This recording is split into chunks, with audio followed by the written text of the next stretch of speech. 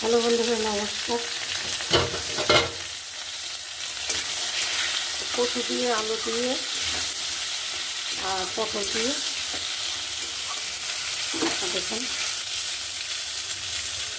হলুদ গুঁড়ো,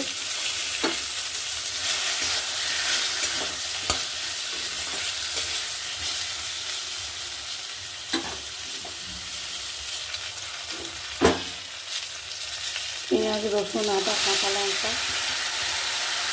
এটা পেস্ট দিয়ে দিলাম। ভালো করে দিয়ে দেবো একটু লাল লঙ্কার গুঁড়ো,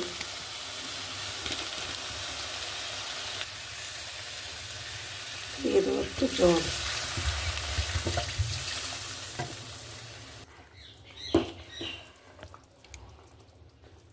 এবার দিয়ে দিচ্ছি স্বাদ মতো লবণ।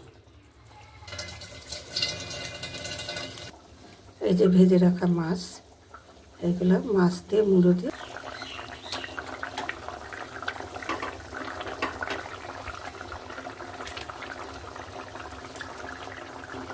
দেখুন আমার মাছের ঝোল, আলু, কচু, পটল দিয়ে আর ইলিশ মাছের মুড়ো দিয়ে একটা ঝোল, পাতলা ঝোল।